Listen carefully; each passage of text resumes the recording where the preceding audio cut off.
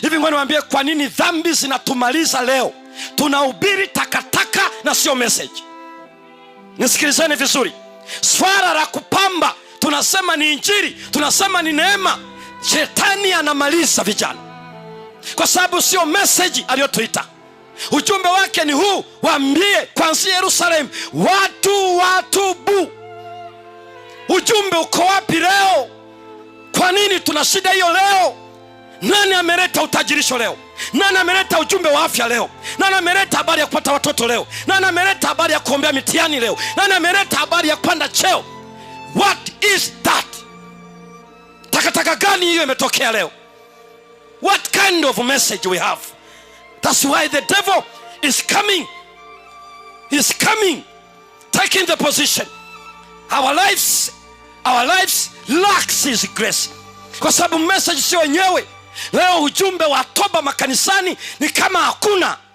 Na Yesu ndicho alichohubiri, Yohana Mbatizaji ndicho alichohubiri, na alipofuka akasema huu ndio ujumbe, let them repent.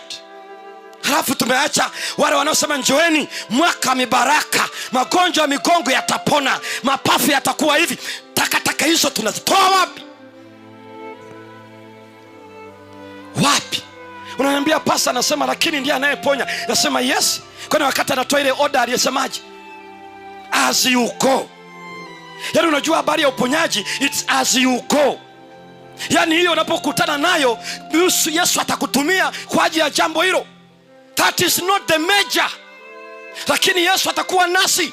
Ndio maana anasema wakipatikana wagonjwa watapozwa. Lakini anachoeleza, sikiliza message yake, waambieni ulimwengu watubu. Paulo alieleza jambo hili kwenye Matendo sura ya 26 na aya ile ya 15 hadi aya ya 18. Hebu soma usikie. Wakati anaeleza jambo hili, habari ya repentance, anaifafanua metanoia maana yake nini. 15 anasema nami nikasema, aliposikia sauti, Sauli unaniudhi, maana analicall his journey to Damascus. Anarejelea kile siku aliyokutana Yesu. Sikiliza akasemaje? Nami nikasema wewe unani Bwana? Wewe ni nani Bwana? Bwana akaniambia. Yesu akamjibu, mimi ni Yesu ambaye wewe unaniudhi. Lakini sasa fanya hiki, inuka Sauli, usimame kwa miguu yako. Maana nimekutokea kwa sababu hii. Ni kwa sababu hii nikuweke wewe uwe mtumishi na shahidi wa mambo haya uliyoyaona. Sikiliza vizuri, nimekuweka uwe mtumishi, doulos, a bond servant, mtumwa.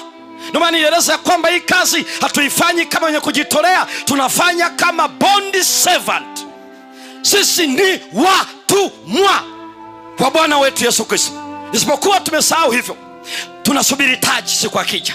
Kwa hiyo anasema nimekuweka wewe, nimekutokea ili uwe mtumwa wangu, halafu uwe maritusi, shahidi, mtu uliyeona, uliyesikia. Natakuja kuieleza maritusi awamu yake ya 3. Hebu soma msomaji usikie anatueleza. Halafu wa mambo hayo uliyoyaona, shahidi wa mambo hayo uliyoyaona, na wa mambo ambayo katika hayo nitajidhihirisha kwako. Nitaendelea kujidhihirisha. 17 nikikuokoa na watu wako. Nitakuokoa na watu wako na watu wa mataifa, ambao nakutuma kwao. Uwafumbue macho yao. Sasa sikiliza message yake. Nenda uwafumbue macho yao na kuwageuza waiache giza. Waache giza na kuielekea nuru. Waielekee nuru. Waziache nini? Na nguvu za shetani. Na kumwelekea Mungu. Kisha wapate msamaha wa dhambi zao. Na urithi miongoni mwao waliotakaswa kwa imani iliyo kwangu mimi. Wageuzwe kutoka gizani waende kwa nuru, toka kwa shetani waende kwa Mungu. Kwa hiyo anaeleza, Yesu alimwambia, sikiliza, wewe nakutuma na kufanya 1, uwe mtumwa wangu; 2, uwe shahidi. Lakini message ni hii, nenda ugeuze mioyo yao, watoke gizani waende kwenye nuru, watoke kwa shetani waende kwa Mungu, halafu wapate msamaha.